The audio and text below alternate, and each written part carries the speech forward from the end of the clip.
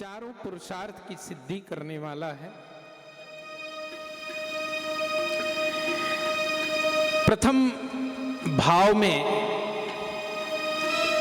धर्म है, द्वितीय भाव में अर्थ है, तृतीय भाव में काम है, चतुर्थ भाव में मोक्ष है।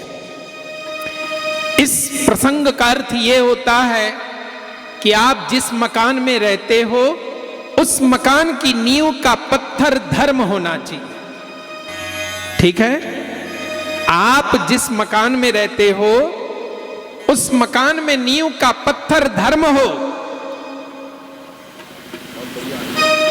अर्थ की दीवारें हो, काम की खिड़कियां और दरवाजे हो, मोक्ष का लेंटर हो। उस मकान के अंदर रहने वाला हर व्यक्ति, हर प्राणी सुखी है। धर्म की नींव पर आप परिवार चलाओ। याद रखना, जो परिवार प्रेम की नींव पर खड़ा होगा उस परिवार में परमात्मा रहता है। भागवत का सिद्धांत है, जो परिवार धर्म की नींव पर खड़ा होगा उस परिवार में परमात्मा रहते हैं। ठीक है, आपके घर में 5 सदस्य रहते हो, छठवां सदस्य ठाकुर जी भी है। आप पांचों का ख्याल रखते हो, पांचों सदस्य का, छठवें का भी ख्याल रखो। महोदय, अगर आप अपने घर में ठाकुर जी को छठवां सदस्य मानकर रहोगे, उसका ख्याल रखोगे, भगवान को भोग लगाओगे, सबसे पहले ठाकुर जी को खिलाओ। अपने लिए कपड़े लाते हो ना, तो ठाकुर के लिए भी लेके आओ, परमात्मा के लिए भी लेकर आओ। छोटा सा कमरा बनाओ। आप अपने लिए इतना बड़ा मकान बनाए तो भगवान के लिए एक छोटा सा कमरा बना दो ना। लोग तो रसोई में ही रख देते हैं, एक अलमारी में इतना बड़ा, वहीं भगवान रख देंगे, अगरबत्ती करेंगे। अरे भैया, एक छोटा सा कमरा बना दो अपने लिए। इतना बड़ा परमात्मा ने तुम्हारे रहने के लिए इतनी बड़ी धरती दी है, तुम परमात्मा को रहने के लिए एक छोटा सा कमरा नहीं दे सकते? वो भी तुम्हारे घर का सदस्य है। जो भी सामग्री लेकर आते हो, ठाकुर जी को याद करके लाओ।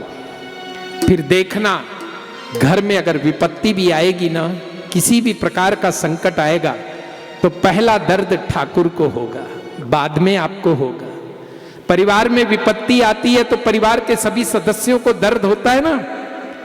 वैसे ही अगर ठाकुर जी के लिए को भी सदस्य मान लिया तो पहला दर्द ठाकुर को भी होगा। आपके परिवार में विपत्ति नहीं आने देंगे ठाकुर जी। आप ठाकुर जी भावना में, भावः सा एव सांद्रात्मा बुधई प्रेमा निगत्यते, भाव से भगवान को भजो। चतुर्थ स्कंद में भगवान शंकर की कथा से चतुर्थ स्कंद प्रारंभ हुआ। भगवान शंकर कौन है? पृथ्वी के देवता हैं। केवल देवता नहीं, तुम त्रिभुवन गुरु वेद बखाना, आन जीव पामर का जाना। सारे संसार के गुरु हैं। जिसके कोई गुरु नहीं, उसके भगवान शंकर गुरु हैं। शंकर जी का शिवलिंग ठोस होता है, पत्थर, कहीं से भी खोखला नहीं होता। विश्वास का देवता है। मनुष्य का विश्वास ठोस होना चाहिए। शंकर जी की लिंग की तरह, शिवलिंग की तरह ठोस होना चाहिए आपका विश्वास। जिसका विश्वास जितना अधिक ठोस होगा, जीवन में उपलब्धि भी उसकी उतनी अच्छी होगी, श्रेष्ठ उपलब्धि को प्राप्त होगा। विश्वास ठोस होना चाहिए। परिवार में एक दूसरे से विश्वास करना सीखो। सास बहू सबसे प्रेम करना सीखो। देवर देवरानी, जेठानी जेठ, बच्चे भतीजे, सबसे प्रेम करो। महोदय, भगवान शंकर साक्षात प्रेम की मूर्ति है। विश्वास का देवता है, पृथ्वी का देवता है। भवानी शंकर वंदे श्रद्धा विश्वास रूपिण। कोई सामान्य देव नहीं है भगवान शंकर। उनके सिर पर जटा है, अद्भुत देवता है। अगर उनके सिर पर जटा है और जटा में गंगा है तो मस्तक में तीसरा नेत्र है, आग है, आग। पानी और आग एक साथ नहीं रह सकते, लेकिन शंकर जी के जीवन में दोनों एक साथ है, गंगा भी और अग्नि भी। भगवान शंकर के मस्तक पर चंद्रमा का अमृत है, तो कंठ में कालकूट जहर भी है। जहर और अमृत एक जगह नहीं रह सकता, लेकिन शंकर जी के पास दोनों है। शंकर जी जैसा दाम्पत्य जीवन परिवार कहीं नहीं मिलेगा देखने को। अद्भुत परिवार है भगवान शंकर का। सर्प, गले में सर्प है, भुजंग है, तो गणेश जी का वाहन चूहा है। दोनों में दोस्ती हो सकती है। पार्वती का वाहन शेर है, शंकर जी का वाहन नंदी है, लेकिन दोनों एक घाट पर पानी पीते। क्यों? क्योंकि वहां श्रद्धा और विश्वास है। और आपसे मैं निवेदन करूं कि भगवान शंकर भंग खाकर अपना जीवन यापन करते हैं, पर किसी से मांगते नहीं। इतना बड़ा विवाह कर लिया, लेकिन विष्णु जी से मुकुट नहीं मांगा, किसी से वाहन नहीं मांगा। जो अपने पास है उसी में संतुष्ट है। संतोषम परमम धनम, परम धन है भगवान शंकर के पास। महोदय, किसी से मांगा नहीं।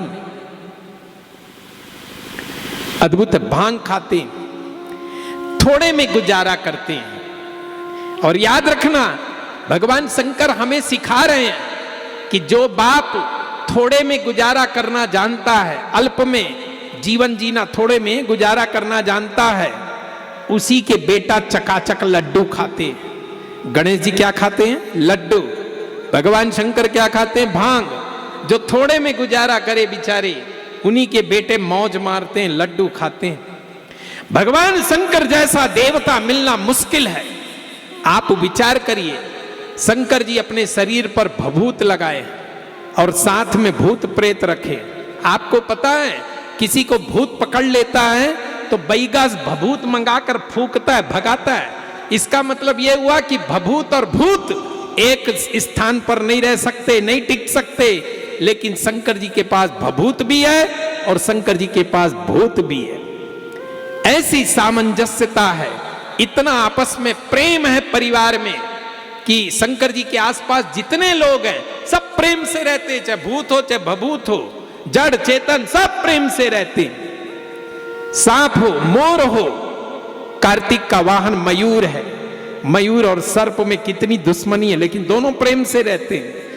चूहा, सर्प, बैल, नंदी और शेर गजब का देवता है। आपस में कितना प्रेम है परिवार में, कितनी सामंजस्यता है। लेकिन फिर भी भगवान शंकर की जितनी निंदा संसार में हुई है, उतनी निंदा आज तक किसी की नहीं हुई। जो निंदा रूपी कड़वे घूंट को पी जाए, न भीतर ले जाए न बाहर, गले में रख ले, भीतर भी नहीं ले गए, निंदा रूपी कड़वे घूंट को पी लिए। अरे देवता तो समुद्र मंथन से निकले हुए अमृत को पीकर केवल देवता हो रहे, लेकिन शंकर जी समुद्र मंथन से निकले हुए जहर को पीकर देवता नहीं बल्कि महादेव बन गए। याद रखना, जो मनुष्य इस संसार में रहकर निंदा रूपी, चुगली रूपी, निंदा रूपी, बुराई रूपी कड़वे घूंट को, जहर को पी लेता है, वो देवता नहीं बल्कि महादेव की तरह रहता है। पियो, निंदा रूपी कड़वे घूंट को पियो। ये संसार है, एक दूसरे की बुराई करना इसका स्वभाव है। आप किसी की बुराई और भलाई पर मत जाओ, सबको घूंट बनाकर पी लो, जहर बनाकर। अरे भगवान शंकर से सीखो। आप भागवत की कथा सुनने बैठे हो ना, कन्हैया से सीखो। संक्षिप्त में बता दूं मैं, आपको पता है भगवान श्री कृष्ण का जन्म हुआ और पूतना ने जहर पिला दिया। पग पग पर भगवान कृष्ण के जीवन में मौत है, कदम कदम पर मौत है। अभी पूतना ने जहर पिलाया, फिर सक्कासुर आया, अगासुर आया, अजासुर आया, बकासुर आया, धेनुकासुर आए, बृकासुर आए, बड़े बड़े असुर आए, पग पग पर भगवान कृष्ण के जीवन में मौत मंडरा रही है, लेकिन भगवान श्री कृष्ण ने के जीवन में आनंद की कोई कमी नहीं थी। पग पग पर मौत थी, लेकिन कभी भगवान कृष्ण विचलित नहीं हुए। अरे जहर से उनका जन्म हुआ तो जहर से उन्होंने धरती को छोड़ा। आपको पता है, शिकारी ने, जरा नाम के व्याध ने बाण मारा तो बाण में जहर लगाकर ही मारा। अंत में जहर से ही भगवान श्री कृष्ण शरीर छोड़कर दुनिया से विदा हुए, पग पग पर। लेकिन श्री कृष्ण के जीवन में आनंद की कमी नहीं थी।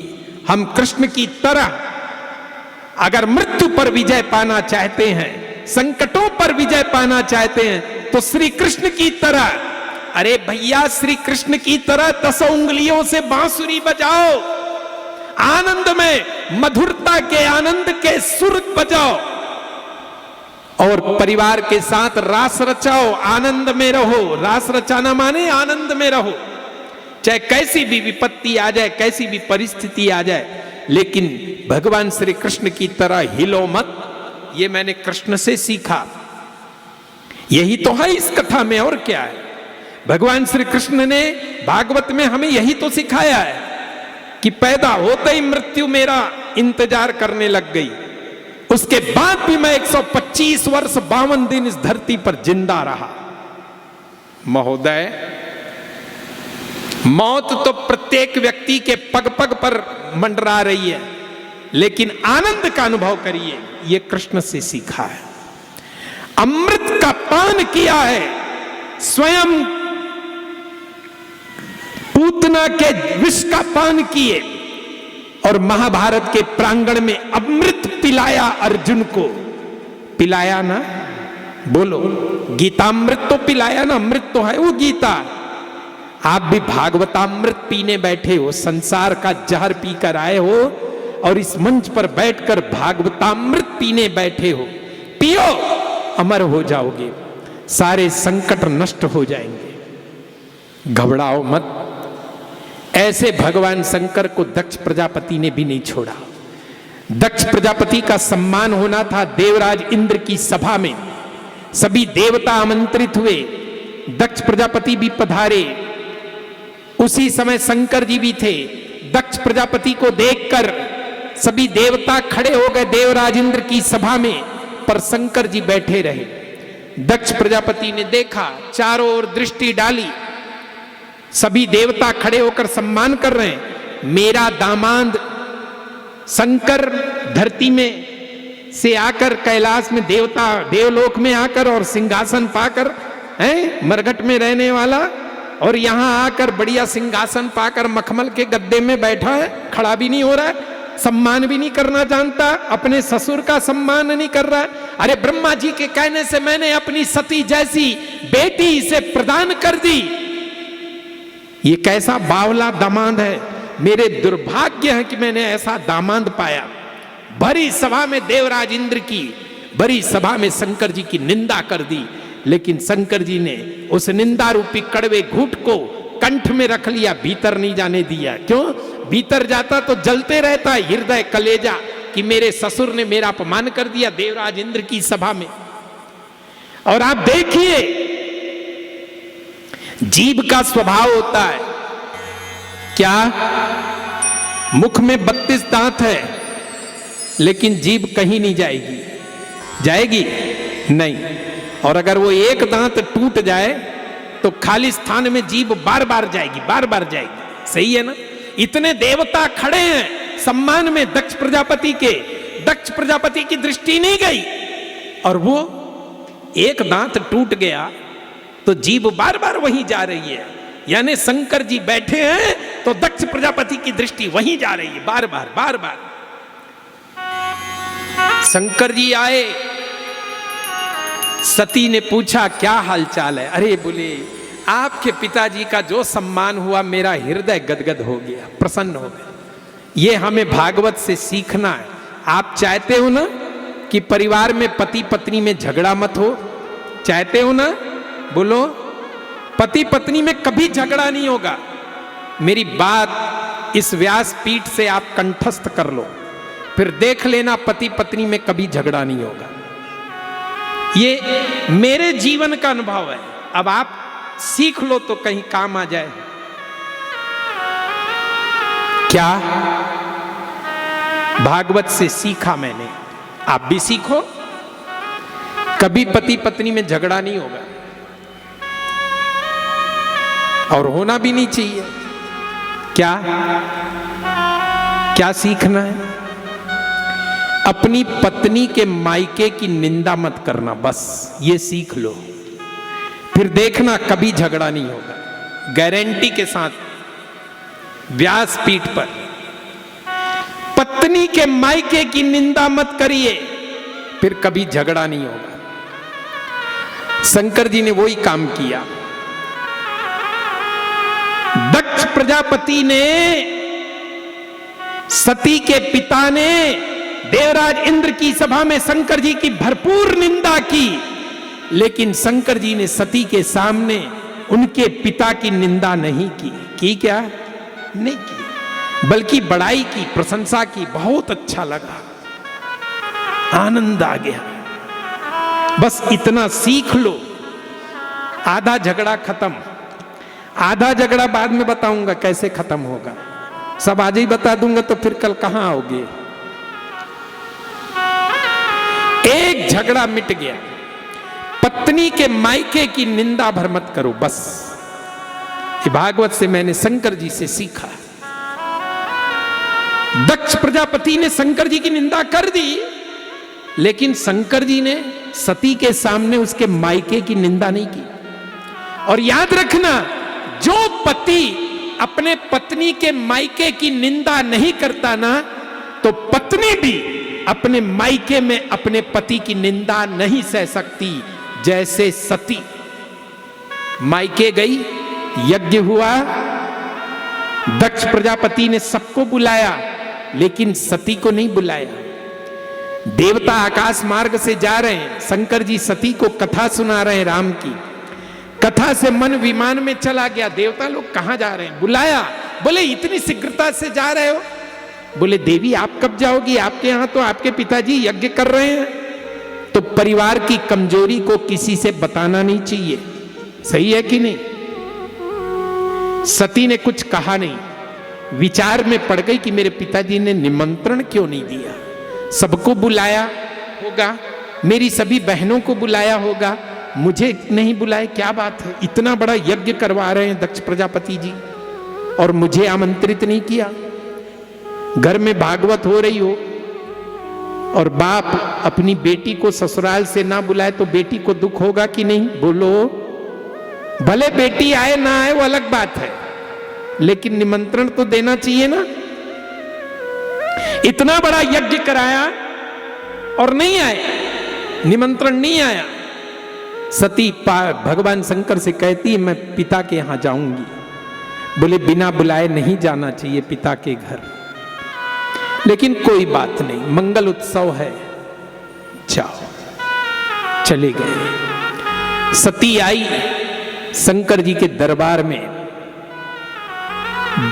प्रसन्न होकर दरबार से शंकर जी के चली और दक्ष प्रजापति की यज्ञशाला में पधारी। सबको स्थान देखा, ब्रह्मा का स्थान देखा, इंद्र का, वरुण का, कुबेर का, सबका स्थान देखा, लेकिन अपने पति का स्थान नहीं देखा। क्रोध में आग बबूला हो गई। अगर आप अपने पत्नी के मायके की निंदा नहीं करोगे तो पत्नी भी अपने मायके में अपने ससुराल की निंदा नहीं सह सकेगी। ये मैंने भागवत से सीखा। सती अपनी मायके में अपने ससुराल की निंदा नहीं सह सकी और कहने लग गई, क्या? बोले कही सुनी जिन शंकर निंदा, सुनहु सभा सद सकल मुनिंदा। कही सुनी जिन शंकर निंदा, कही सुनी जिन शंकर निंदा,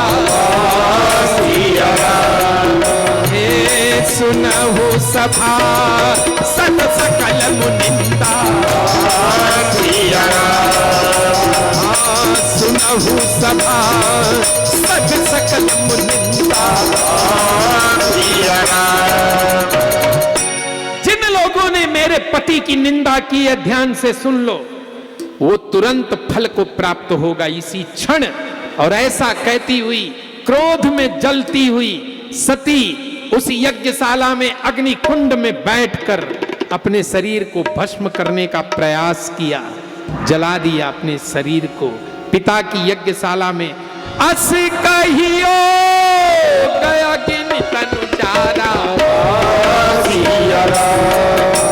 ए भयाओ सकल मख हाहाकारा, ए भयाओ सकल मख हाहाकारा। ए सुनहु सभा सद सकल मुनीता, कहे सुनी जिन शंकर नीता, कहे सुनी जिन शंकर नीता।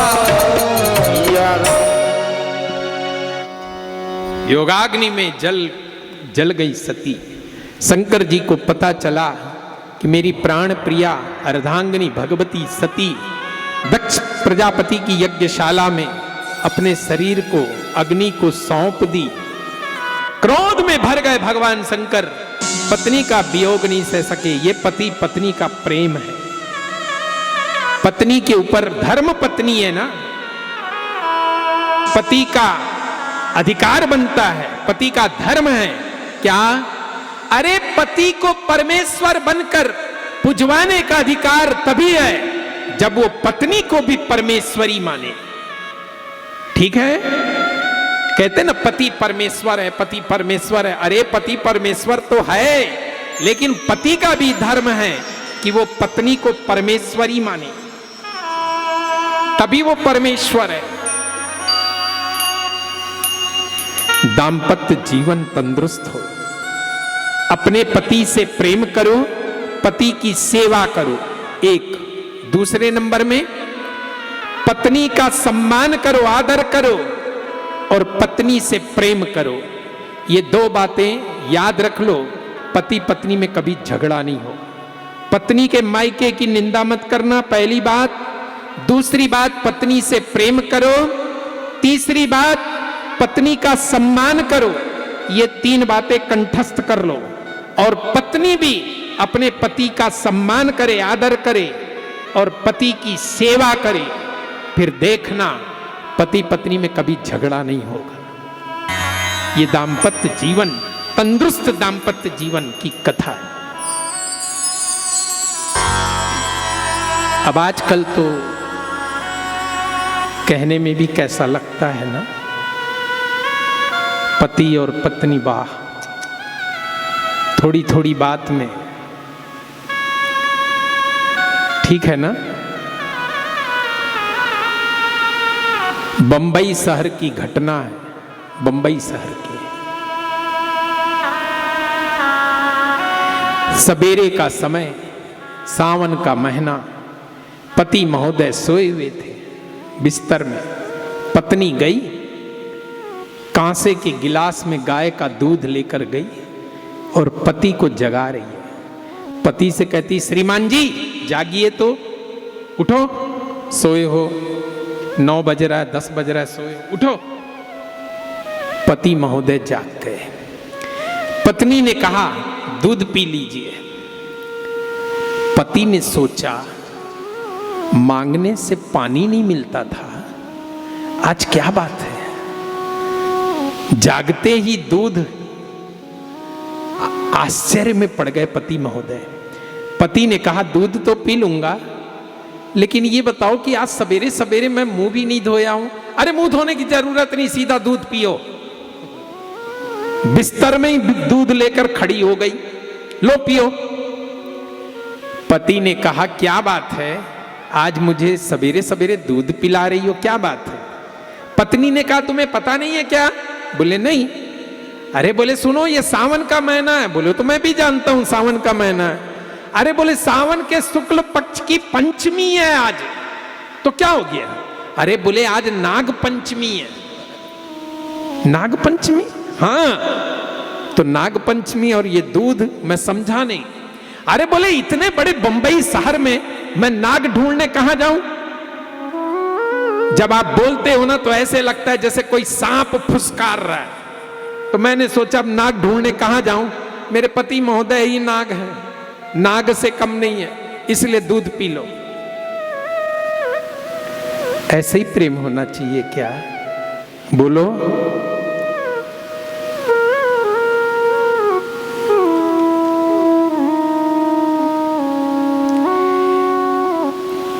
पति महोदय महात्मा जी के पास गए और कहने लगे, महात्मा जी रोज झगड़ा होता है हम दोनों में, पति पत्नी में, कोई ऐसा उपाय बताओ ना।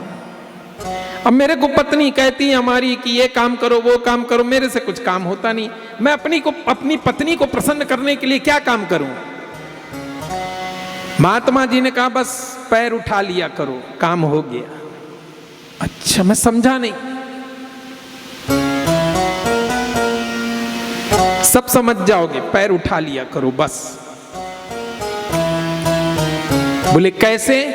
अरे बोले जब तुम्हारी पत्नी बाहरी करे और तुम खाट में बैठे रहो पलंग में, तो पैर को ऊपर उठा लिया करो। पत्नी को कहने का मौका मत दो कि पैर उठाओ। देखिए कि पत्नी बुहारी कर रही है, बहरी लगा रही है, तो पति का धर्म होता है कि तुरंत पैर ऊपर उठा ले, उसको कहने का मौका मत दे। झगड़ा नहीं होगा।